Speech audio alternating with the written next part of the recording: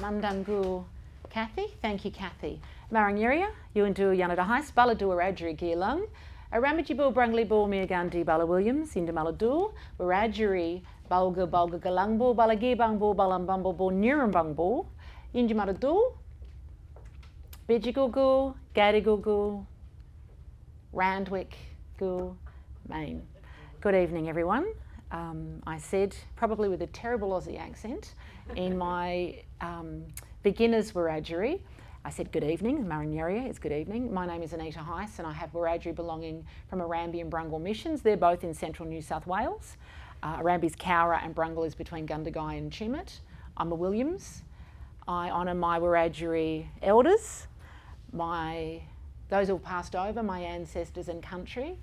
And I said Yinjamara, which is a Wiradjuri word that means to respect, to honour, to be polite, and to move forward gently. Our words have lots of meanings. Paid my respects to the Bidjigal, Gadigal clans here in Sydney, and in a place we now call Randwick, and the people in Mandangu. Thank you for joining Geraldine and I tonight. And I think it's fitting that I do this with you, Geraldine, and that I can acknowledge country in Wiradjuri language, because much of the story happens on Wiradjuri country, which is lovely. It's one of the connections that we have. So I just want to put into context why I'm here. I live in Brisbane now in Yagara land. Geraldine and I met in 1995 and we're friends. And then Geraldine became my life coach and business mentor in 2003. So we weren't friends for 2 years. Well, we were being very professional. Geraldine's very professional, you all know that.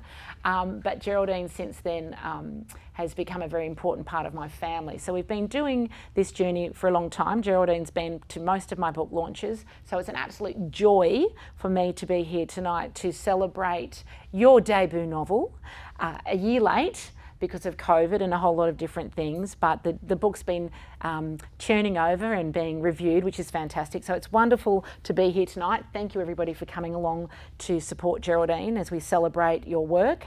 We're here tonight for a few things. We want to celebrate, to buy lots of books, and to hear about the research. So I've framed questions about things I want to know. I hope you want to know them too. Okay, so that's the joy of being the interviewer. I've got questions about the research, about the characters, and the themes.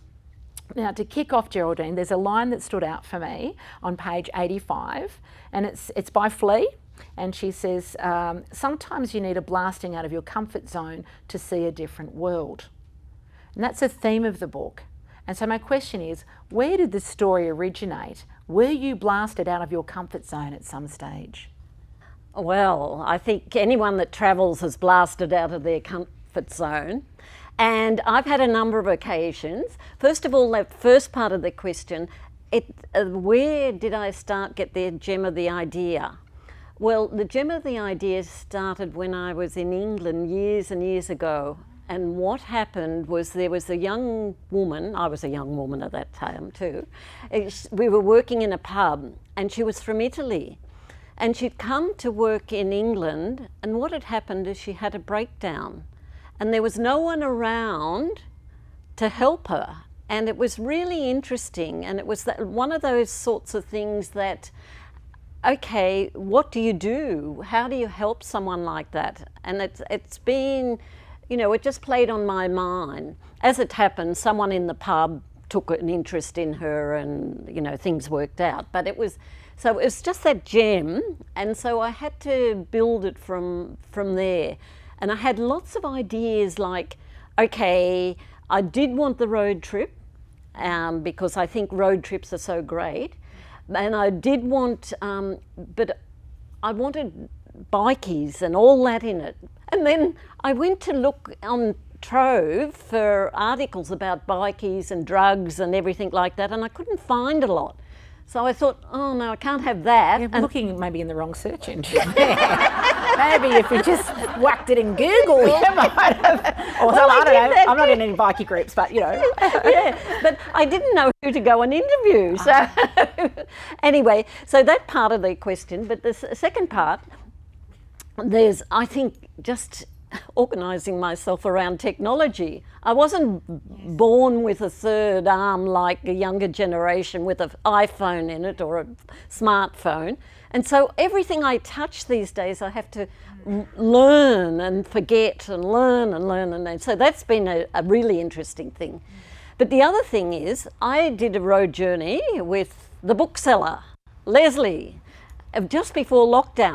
And we went out back and we went to Broken Hill and hired a four-wheel drive, and then took off. Now it was amazing. Was it like a Thelma and Louise sort of yeah, situation? It was. But it was sort of very exciting. Maybe there was Brad Pitt. Because we went to Tippaborough, and then we went to Cameron's Corner, and you know, up and down the sand dunes, and we just had a wonderful time. We had a really wonderful time. Were you keeping notes on this trip? Yes. Do you keep a journal? Or not? Not so much, but notes. Okay. Yeah, and photos, mainly photos. Okay. Yeah, because that visual part was really important. So that really blasted us out of our comfort zone, especially when one day we were coming back, and then all of a sudden, in amongst all the gas, you know, fields and that are out there, you'd be amazed, we saw this sign: "Welcome to Queensland." And Queensland, yeah, welcome to Queensland. But we were supposed to be going towards New South Wales. Oh.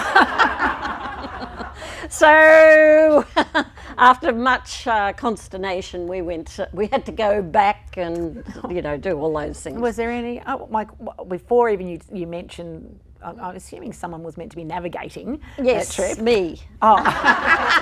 Oh, Leslie, was there any arguments on that road trip? Oh, not so much. You're a very kind, non-argumentative kind of person, so yeah, well. Can't imagine that. Okay. Well, yes, says she. Right. So we might just move along because we've got an idea now. I didn't realise, I had no idea that the story started with that seed way back in the day in another country. But for me, there's a couple of, it's the characters and the settings that drive the story, literally drive the road trip all the way to the end. So Shee-Oak is the story of two very different women and the connection that they find. Now, I was making notes as I was reading, and I realised that I was reading through a very judgmental lens, particularly of Mia. And so I'm putting that up front, putting it on the table. So you're going to think I sound like a complete bitch, but I was just taking notes of how I saw her play out on the page, right? So Mia, these are the things that I wrote down. Mia is a free-spirited, combi-driving, pill-taking hippie who, in my notes I've written, needy, rude, whiny, mostly ungrateful. She folds her arms a lot across her chest, like a petulant child. Behaves like a spoilt brat at times. In Flea's words, she is lazy and indolent, not all the way through, but no spoilers, right? We're not telling what's happening in the end in case people haven't read it. And her father describes her as a bolter, running away from experience and challenges in life, where Flea, on the other hand, is hardworking and focused, maybe not so great with the technology, but she's doing her best as a farmer from the science world, living from the city, but now managing the farm during drought. She's generous and kind and motherly, everyone's saviour, we learn. Randall calls her Mother Teresa at some point. We see Flea take a very motherly role of Mia, because her daughter's overseas and Mia's mother is absent. And really quickly I want to mention Shirley. Has anyone read the book? Yes? Do we all need a blunt friend like Shirley? I think everybody needs a Shirley in their life that just says it as it is. So my question, there is a question.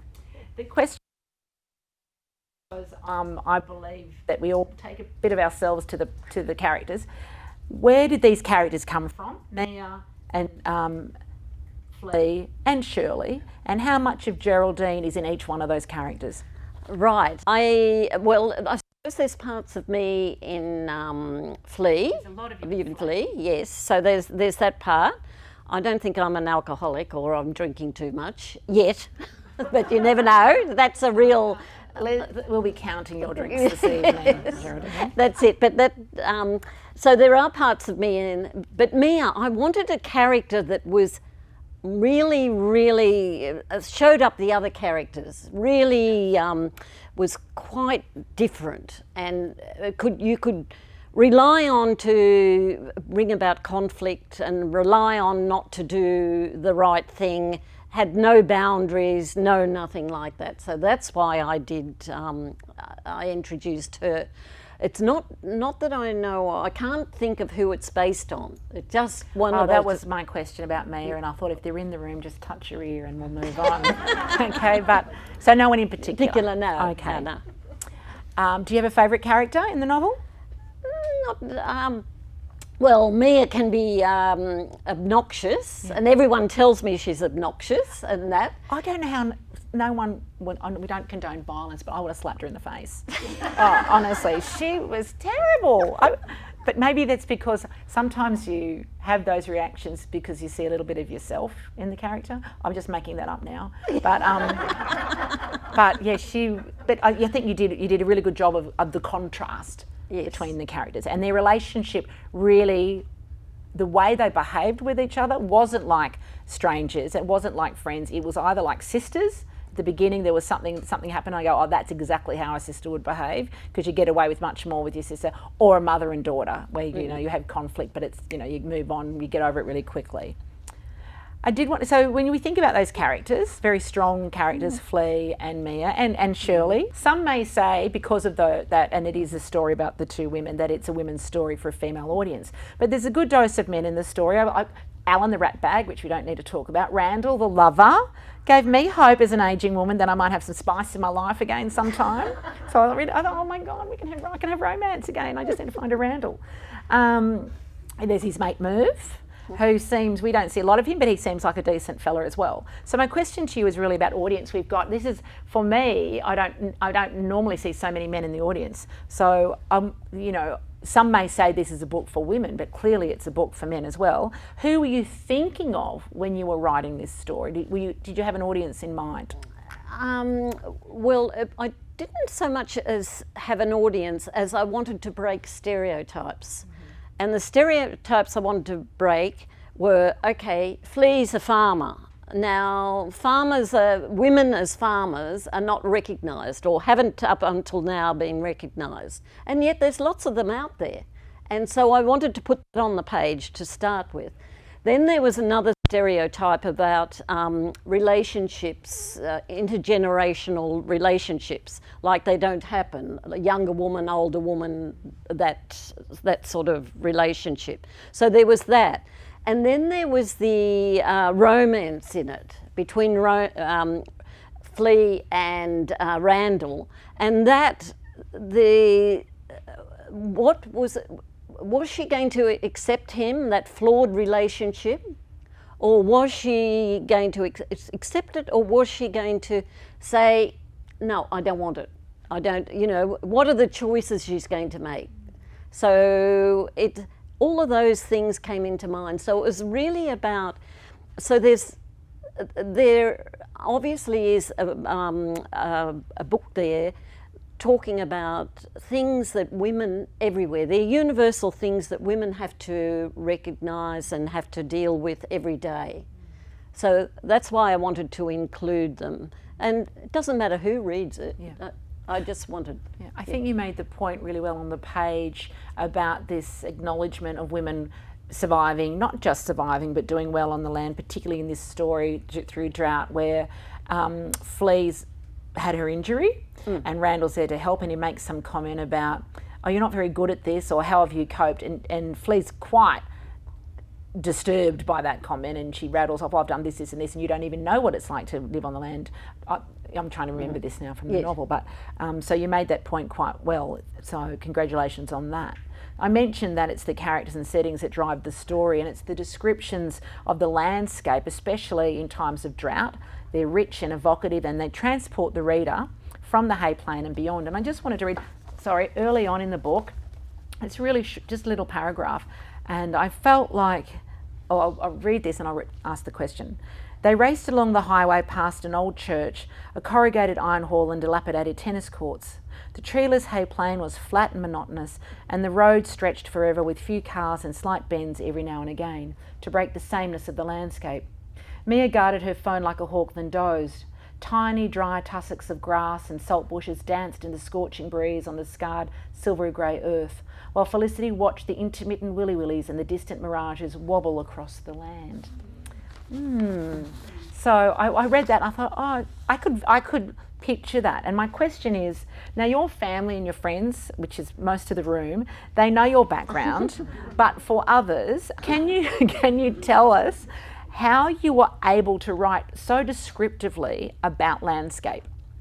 Well, I did grow, I was born in Sydney, but I went to the country. I went to between Griffith and Hay on a farm. And when we first went there, it was amazing. The kangaroos and emus and snakes and everything almost came to the front door. And there was no running water, no electricity, no phone, no... So you were really immersed in the landscape. That's way back in the dream time. Yes, yes, that's it. So you could close your eyes and, you know, imagine you were there thousands of years before, because that's what it was like. And so it, but then drought, and, you know, I can remember the kerosene fridge, you know, the dropping out. And so all the meat would go off. And, you know, my mother, we had to buy water, and we had this big tank.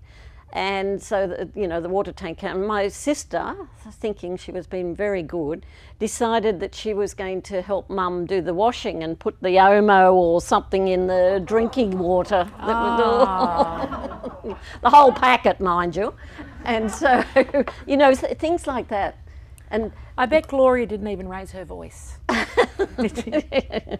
Well, she didn't that much. Okay. No, she wasn't very good at that. Now you've kind of mentioned already why you chose... No, you didn't actually. You said you liked road trips. Yes. Yourself. But why did you choose a road trip as the vehicle, pun not intended, to tell this story?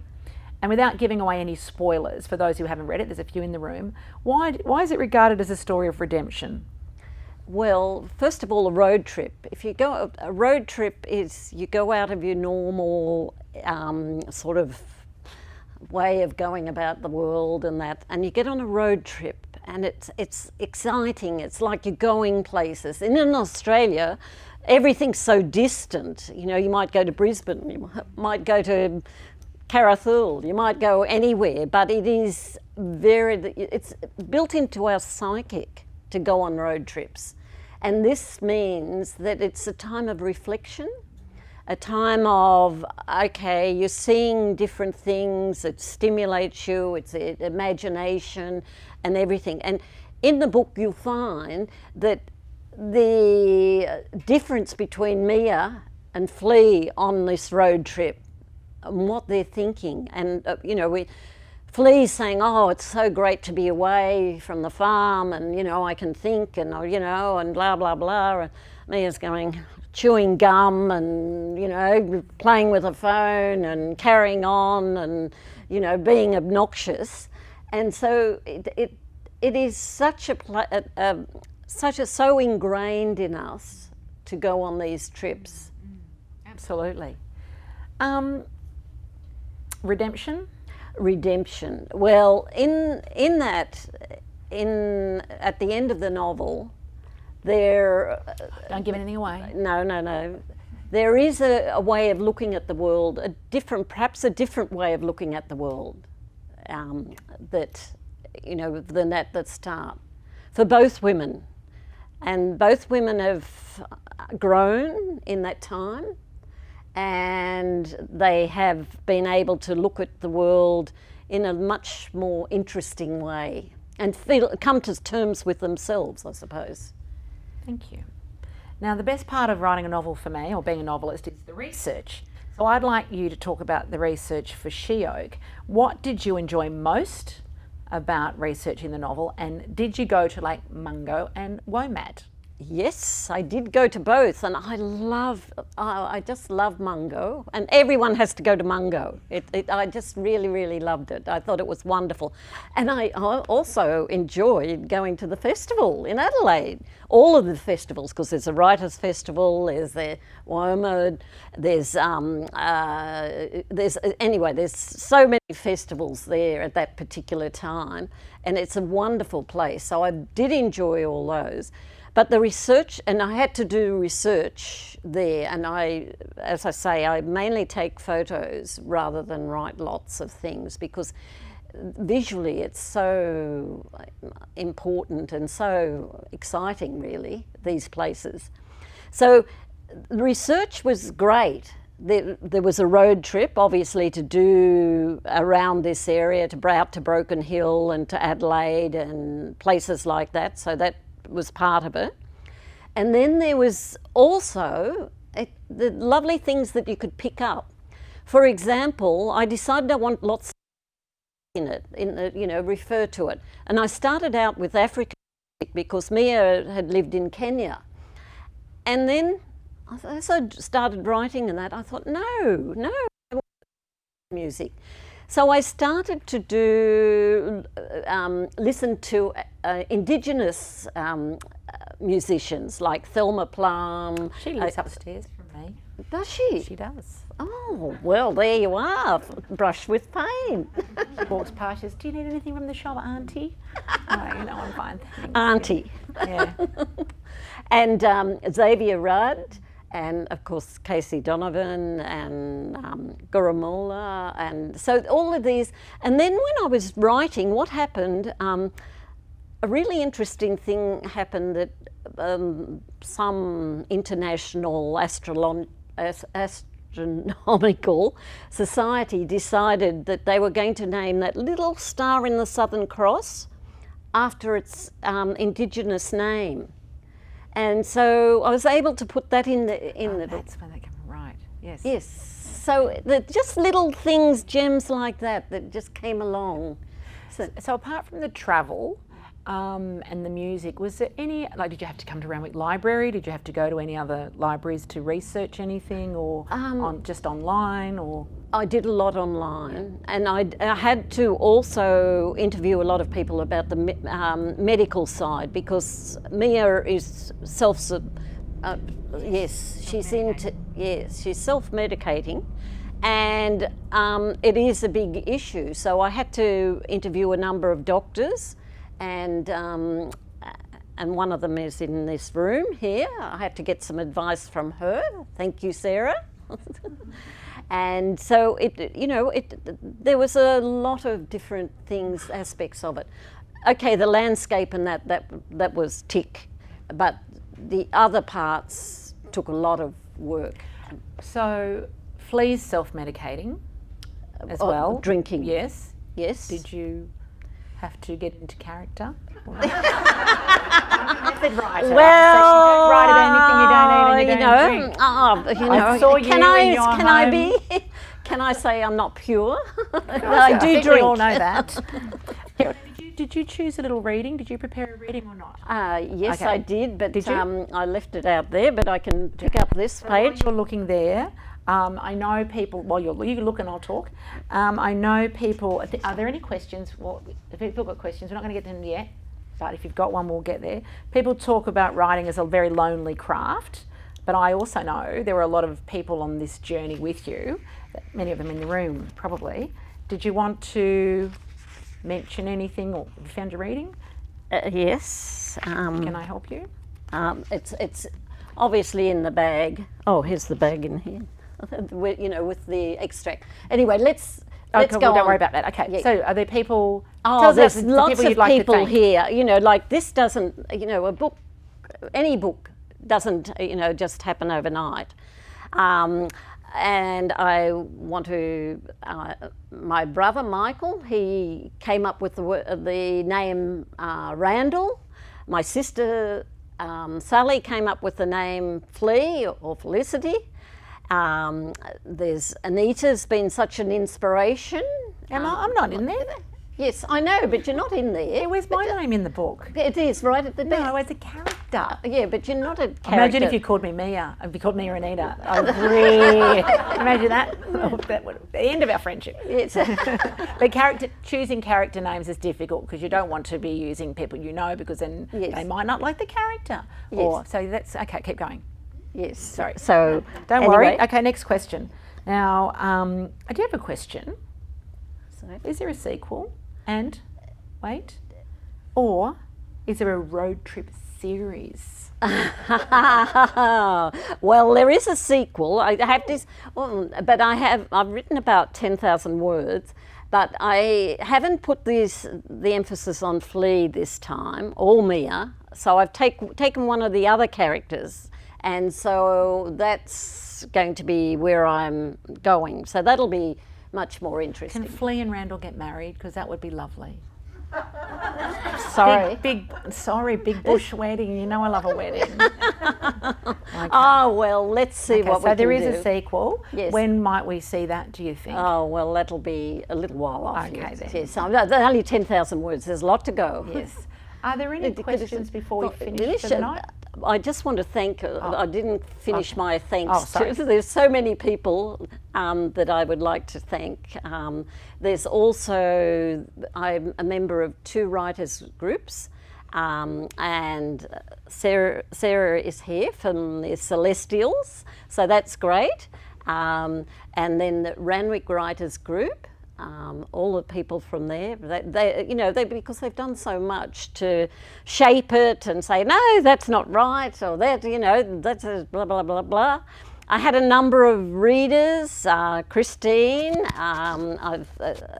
Sue Doran, Leslie, there's Barbara Neal, she's been wonderful too. She's sort of got me into gear at various stages, and especially with the proofreading.